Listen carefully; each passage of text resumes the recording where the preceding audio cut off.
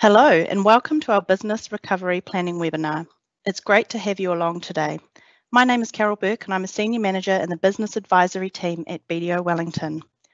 COVID-19 has affected every business in one way or the other. The world has changed and now it's time to review your business and clearly understand your plan for moving forward. That's what today's Business Recovery Planning webinar is all about. We believe that this is the most important webinar that you will attend since COVID hit New Zealand. And if this is your first webinar, then well done, you picked the most important one.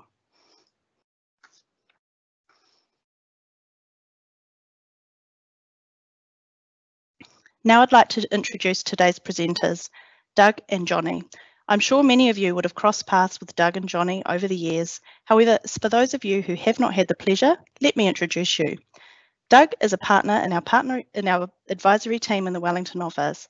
Over the last 25 years, he has acted for some of New Zealand's best known for-profit brands, as well as not-for-profit organisations, charities and incorporated societies. He has a strong interest in the sporting sector and has supported Sport New Zealand and its partners through a number of exciting projects. Doug is a chair of the New Zealand Multiple Sclerosis Research Trust, and he is the accountant for Old Boys University Rugby Club. Jonathan, or Johnny as we call him, is a senior manager in the advisory team in the Wellington office. He leads a team of accountants to provide expert advice and excellent customer service to a wide range of clients.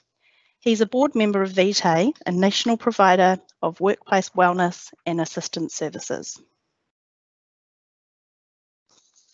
Okay, before we get into the webinar, just a little bit of webinar housekeeping. So this webinar is a Microsoft Teams live event, so all attendees will be on mute for the duration. We have allowed time for Q&A at the end of the presentation, and we welcome all of your questions. To ask a question, simply click the chat icon, then select Ask a Question, and the question box will appear. We will do our very best to answer all of your questions, but just in case we don't, please leave your name and your contact details and we will come back to you. Your questions are only visible to us, so please don't be shy. All right, it's time to get into it. So now, Doug, over to you. Well, good morning, everyone. It's an absolute pleasure to have you all on board for the next 45 minutes or so. Johnny and I are like little kids at Christmas. We're so excited about walking you through the steps involved in our business recovery plan. Righto, let's start with this very pleasant and relevant thought for the day from Franklin Roosevelt. If you want to challenge your colleagues today with some trivia, old FDR, he was the 32nd US president, and he's the only US president to have served more than 2 terms, where in fact he has served for 4 terms. So FDR was clearly a wise person, and his famous quote is very relevant to the challenging times that we are facing now. Putting a positive spin on things, to me this quote simply means that tough times can make us stronger. Often we need to be challenged to understand our own potential.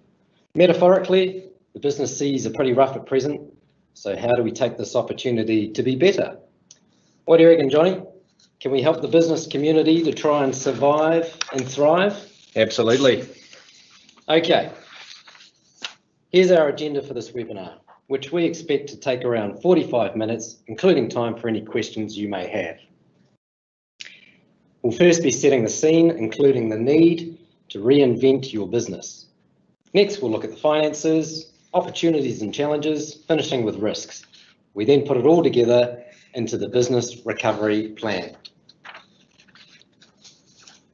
Right, just before we get started, I want to share some thoughts about how we can stay better connected at this time. And look, I'm not talking about how we can be better connected with technology, with these things like webinars and our online meetings, though they are important. I'm coming from the perspective of how we can work together more effectively now and in the future, where your expertise can be combined with ours to create outcomes that wouldn't be possible by working alone. In our view, it has never been more important to create and connect with a team of people who can help you at this time. People like your banker, your legal and HR advisors, your accountants, so that together you can come up with a far better plan. Right, we all set to go, Johnny? Yep, let's do it, Doug. Great. Right, at BDO, our core purpose is helping clients achieve their dreams. Hence why we are running this webinar. This should be just the beginning of how we can work even better together. So please take lots of notes, don't be shy about asking questions, and let's get into it. During times of adversity, we are often forced to think outside the square, to reinvent the way we work or behave. We see four main opportunities for you to reinvent your business. The first opportunity is to innovate, and the Oxford Dictionary defines innovation as the introduction of new things, ideas, or ways of doing something. A great example we've seen during the pandemic is the Waikato brewery Good George, who moved early to produce 1,000 litres of hand sanitizer from a distillery it had been using to make spirits. One of the founders said, "We had our whiskey and gin program going for a while, and we thought the world needs hand sanitizer more than it needs gin and whiskey right at the moment." Pretty tough call there, Johnny. And note, this is not the same as the US residents asking if it is safe to drink disinfectant to cure coronavirus. And actually, Doug, another really good example is the car rental business Snap Rentals, who launched an app that pairs its rental cars with staff to perform grocery shopping services for its customers. They actually reckon that the service is going to continue even after these restrictions ease up, in parallel with its car rental business. Yeah, no, and look, another example is the charitable organisation called Save Our Small Businesses, or SOS, who have let customers keep supporting local businesses by buying redeemable vouchers for their goods or services when the country went into lockdown. How about this? They've generated roughly 1.5 million in sales, around 2,500 SMEs. I think what these really cool examples demonstrate is that innovation isn't just related to technology. It is about doing something completely different. For our audience, it could be something like introducing a new product line or service, or for not-for-profits, brainstorming the way in which you fundraise. It could even be as simple as looking at an existing internal process that could be improved. The second way to reinvent is to re-engineer. The Cambridge Dictionary defines re-engineer as to change and improve the design of a product or system. In other words, use what you've already got to produce something completely different. An example of re-engineering is Fonterra and how they made 250,000 litres of ethanol available to companies like Good George Brewery, who are making hand sanitizer. They've also increased the production of ethanol at one of its plants. Good one, Doug. And another good example of re-engineering are the Formula One teams who took up the NHS challenge in the UK to make ventilators. The vacuum company Dyson also did the same. They all developed incredibly good technology in around 10 days. The only problem was the UK government decided not to buy from any of them. I guess the key lesson there is to make sure you have your contracts stitched up before spending any big money on R&D. Yeah, and look, I also came home last night to find this cheeky little letter from a local clothing retailer, Working Style, who have a nifty way of re-engineering.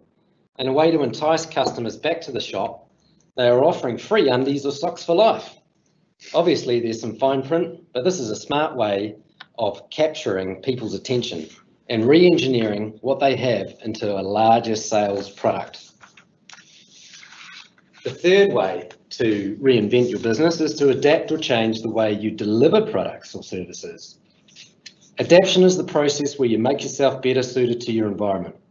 If we take the new normal or new environment that we find ourselves in, how can we change to suit that environment better? So a great local example is the Pandemic Pack. This is a group of cafes and restaurants in Wellington that got together at the start of lockdown, and they collaborated to publish an online cookbook of their customers' favourite recipes. My favourite cafe in Wellington, Lashings, specialises in brownies and published a recipe, but unfortunately they didn't give away all of their secrets. The Pandemic Pack also then started an online service where people could get their favourite goodies through either a delivery service or a pickup from one central location. And that delivery service has continued even after the lockdown. Thanks, Johnny. So we know we can reinvent in 4 ways: innovation, re-engineering, adaptation, and now number 4, to widen your lane. What we mean by widen your lane is to broaden your product or service offering. For example, the cafe who broadens their offering from purely cabinet food and coffee to include new ready-made meals, boxed sweet treats, to selling wholesale ingredients, and even ingredient bundles with recipes for making their signature treats, as Johnny outlined. A good local example is Arrowbake, who sold bags of flour to customers during lockdown when there were supermarket shortages. So with these 4 ideas in mind, innovation, re-engineering, adaptation or broadening your offering, what can you do in your business? This is what business recovery planning is all about. So to recap, we've talked through why it's imperative you reinvent your business in a post-lockdown world. Johnny, you want to talk about budgeting, mate? Absolutely. So there's a natural order in which to reinvent your business. And if we were doing business continuity planning, we'd ask you, the owner, to put the oxygen mask on yourself first before you think about your business. This applies to not-for-profits as well. Business recovery planning is no different. One thing we like to remind our clients is that their business is there to serve you, not the other way around. You should not be a slave to your business. So step 1 is to put on your shareholder or owner hat and define what you need to get out of your business. Can you make savings in your personal spending to reduce the cash flow strain on the business? And no doubt you've considered or made savings during lockdown. Can these continue? You need to be realistic, as lockdown was very different. Spending opportunities were very limited, so make sure you go back 3 to 4 months to review your expenses. Okay, got it. Thanks, Johnny. But what happens now once you've done your personal budget? So that's where the real fun starts. You can build up your revised business budget. Many of you have already done a business budget for the year. This is likely to change significantly now, and you will have heard people refer to this as their revised COVID forecast. I agree with that, Johnny. I know within our own business, we have looked at certain costs and things we can do differently going forward. For example, a lot of training could be done virtually to save time and cost traveling. And we're also reviewing how much space we really need and how efficiently we use it.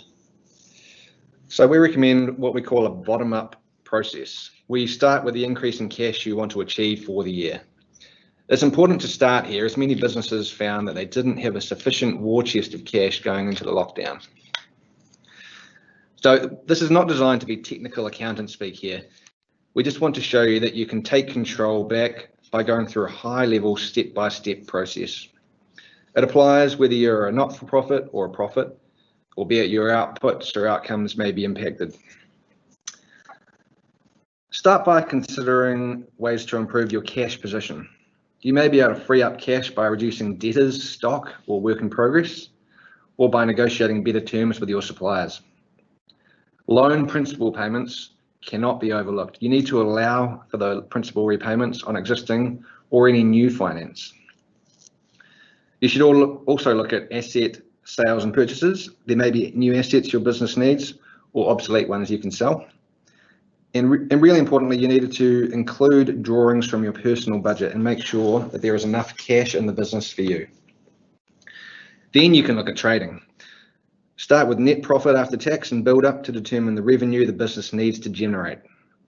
Have a careful look at your overheads to see if savings can be made. And remember to factor in your gross profit percentage to derive these revenue numbers.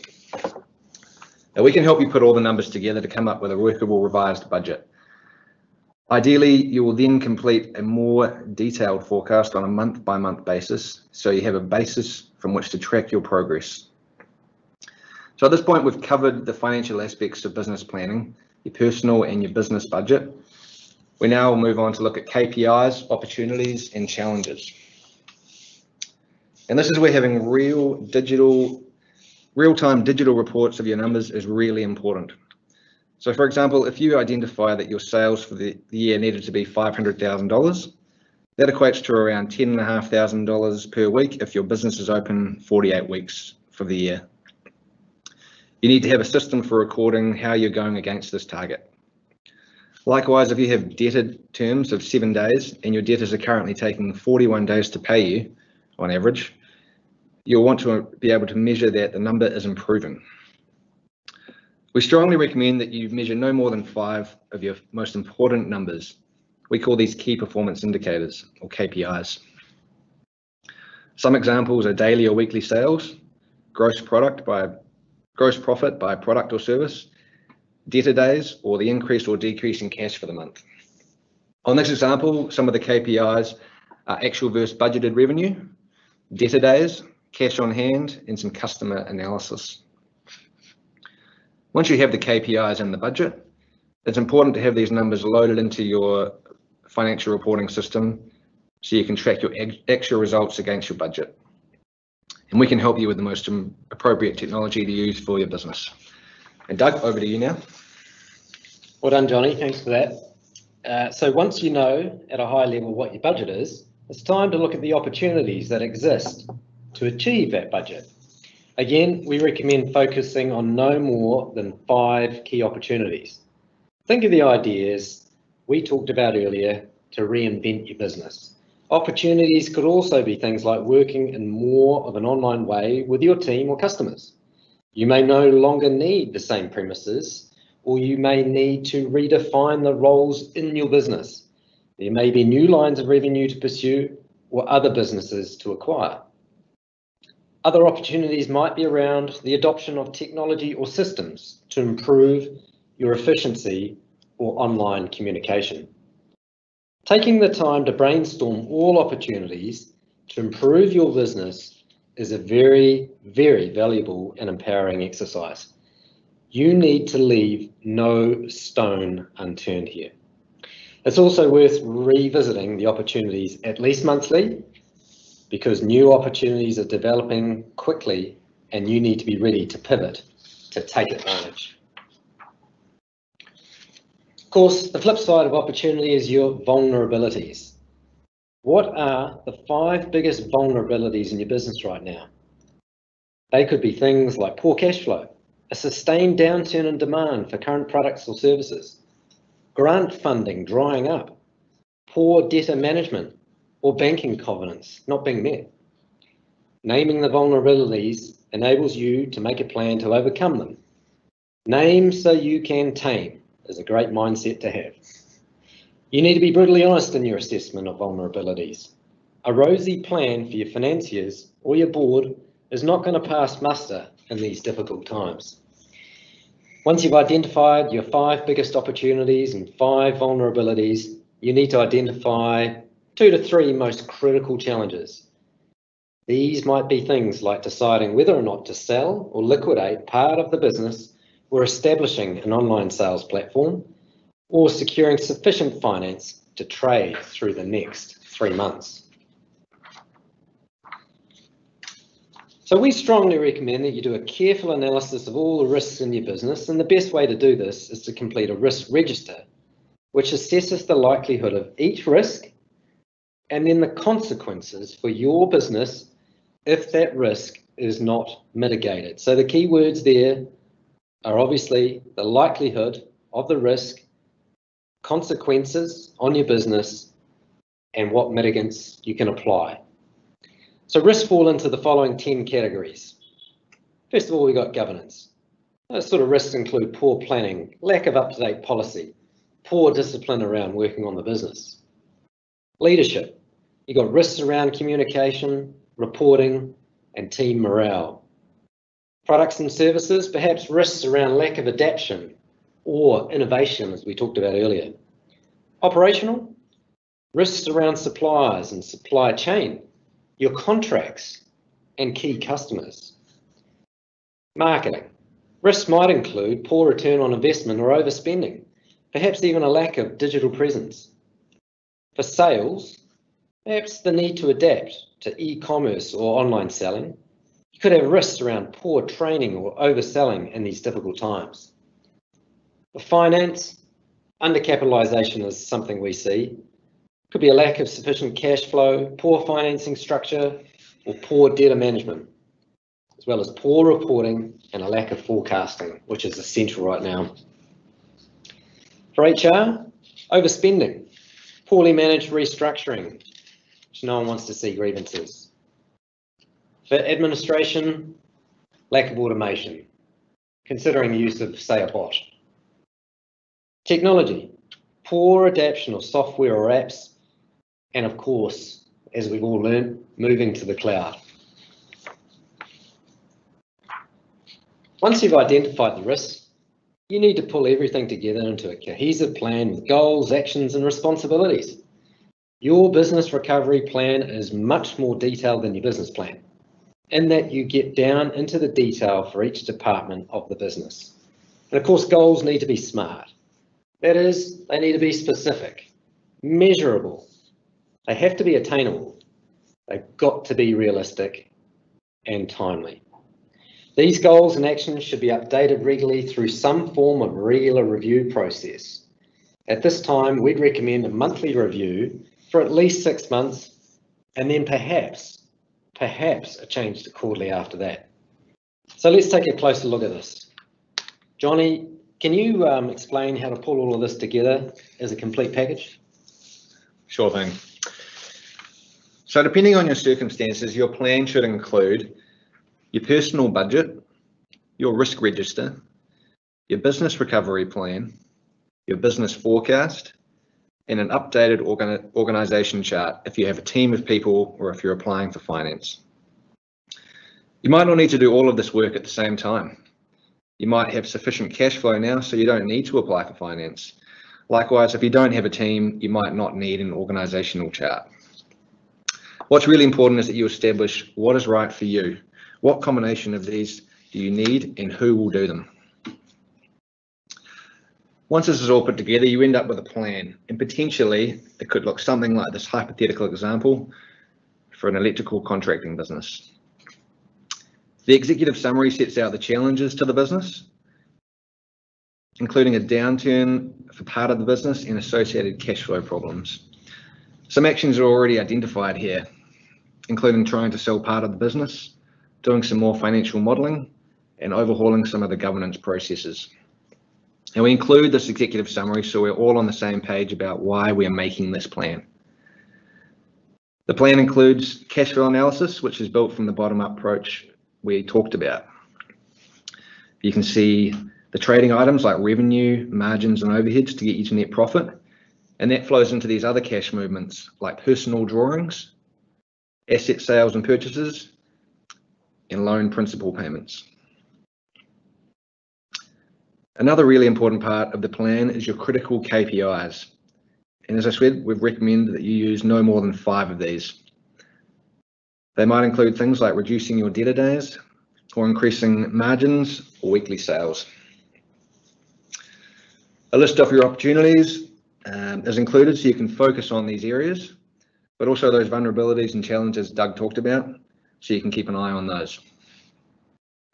And we also include that risk register, identifying risks and working out some of those smart goals and actions around these risks.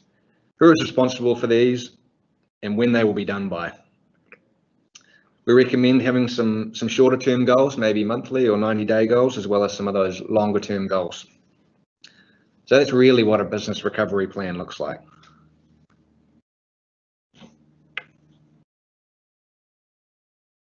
Buzzer's got a lot to do there, Johnny. And pretty soon too.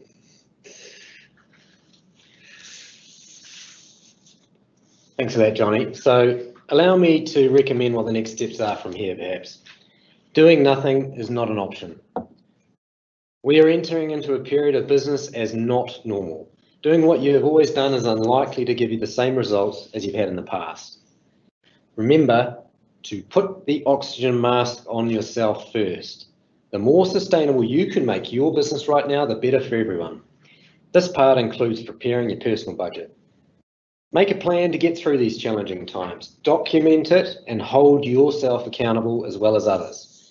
Focus on what you can do as opposed to worrying about what might happen in the future. We are here for you and want to help you.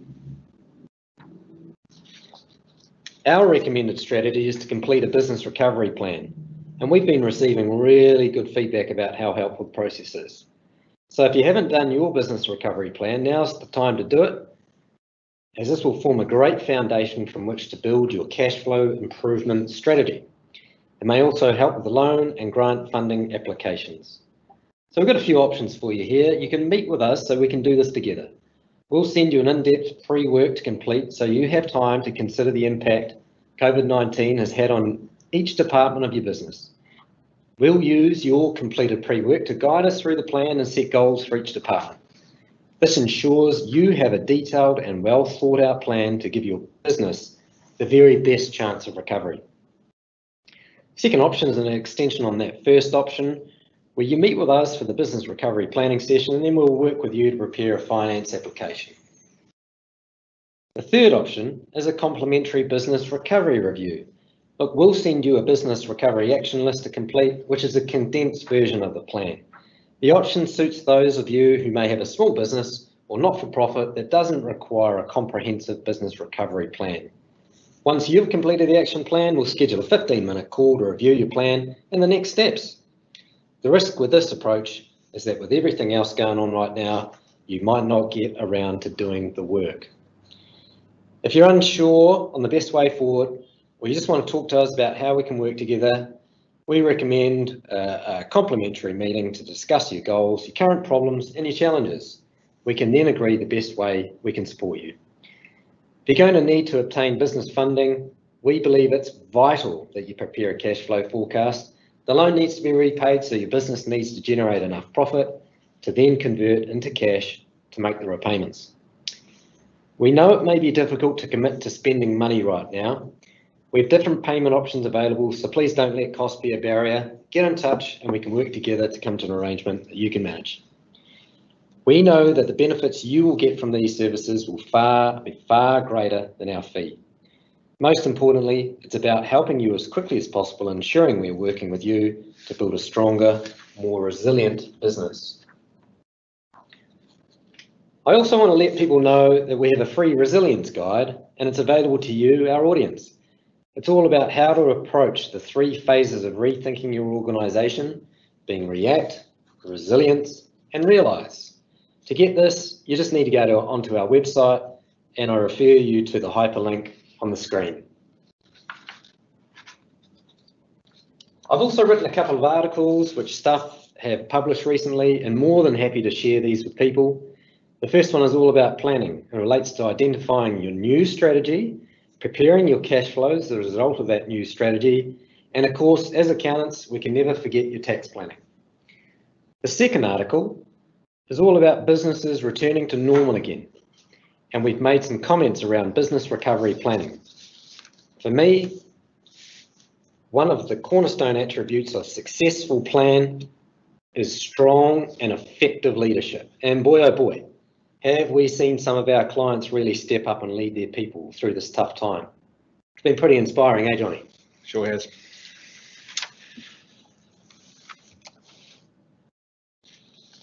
Great, thanks Doug and Johnny.